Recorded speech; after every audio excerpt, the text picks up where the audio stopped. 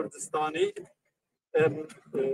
gihîştin hev û me got wê rojê milletê xwe Bakurê Kurdistanê bidin gîra wana niha ez ê derya ku daxuyaniyê bixwînim ez ji bo şehîdên Kurd û Kurdistanê ku di wê rêyê da şehîd ketine û taybet şehîdên Helepçeyê wez bixwînim rêzgirtinê ji bo deqek.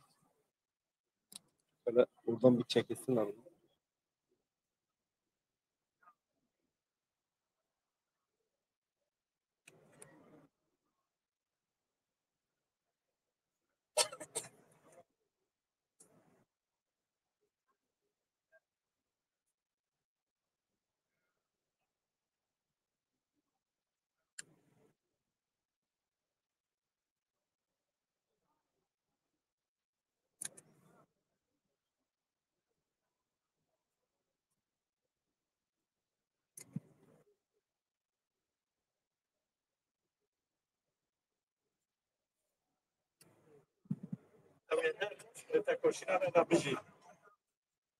Mikrofonu ne yapıyor? Kapattı mı ya?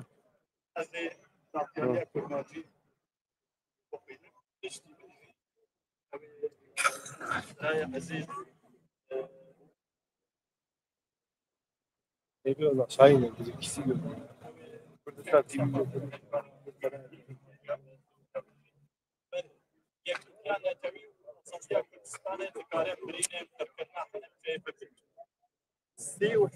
سال سر کرکردن چهره در باز بود. بالافره شرعی یم رژیم کولونیالیست آسد حسین به 16 آذر 1988 حلبچه بچکین کیمیایی و بمباران کرد. به اتهام داد کسی جیانا خود دست داد. روانه زاروب جن کال و بیر بود. به هزاران کس جی بریندار گلک ساکت. و ایریش روزا 16 آذر یا کیمیایی کدامدن شیندار جینداریا کردستان جنوسیدا حلبچه Çekin mikrofon şurada bırak. کرکردن حلبچه بشک و اپراسیون بعاثه بود. وقت کنفرانس رژیم جی ویسوچه مجرم بود. آنجا اپراسیون امپاله نکردن کردان و کردستان بود. دو اپراسیون امپاله یک دو نامبر سال 1976 Gelip geliyor ama 180,000 فرد آدم کشته. شبانه هفته بین هزار کرد سرکونی پاشور ایران کردن و بساطی بناخ کردن. دوی بابازیده 4,500 کندن کردان و باجار کلادز حلبچه و سید صادق جی آدم ویران کردنه. بریا و جی 8,000 زلامن برزانیان ین 7 سالی حتی 7 سالی آتبون قتل کردن. کجیا حلبچه سوجه کی مزن یه لدجی مروواهیه. کجیا حلبچه به قبلین قاندنا دولت مزن ولبر چابن جهان پیکان.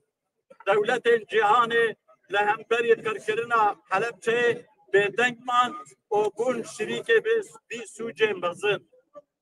دما کرکرنا حلبچه دا دولت هرم جهان عربان یکی سوویت ژاپنیا چین دولتین اروپا و امریکا به دنگمان جابه خوش به کرکرنا را کردن. او دولتین جهان یم روی روزه جابه خوش کرکرنا حلبچه کردن و به دنگمان این روزی جابه خوش جهری شو کوشیه کو 4 دولتین داگر کردن سرگله کرد و داگر کردن وان آکوردستان دیگر. ملت کرد دکانه به Çağrı saydır. Kurdistane pek ve seri buam planen hain deri.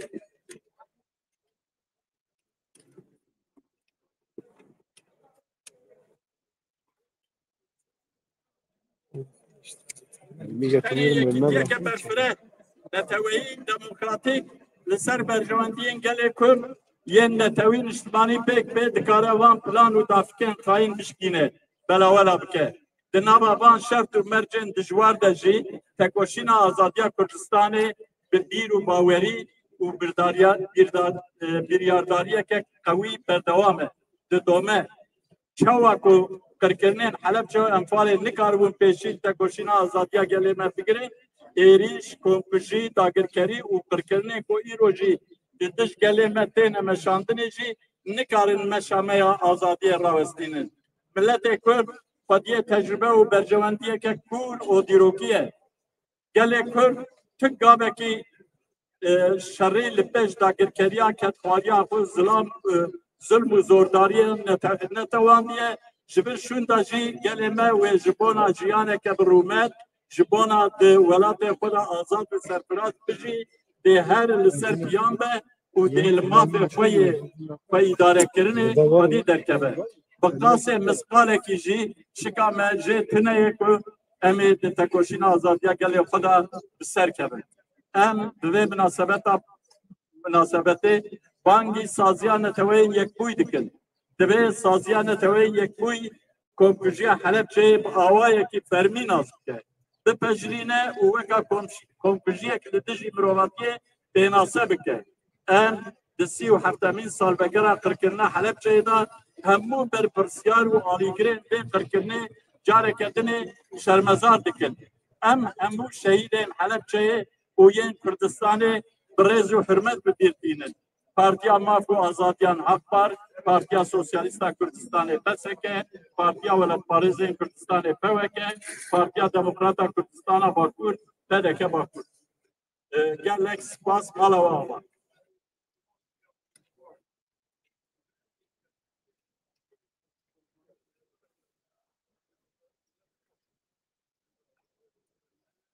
Evet, basın mensupları sevgili halkımız.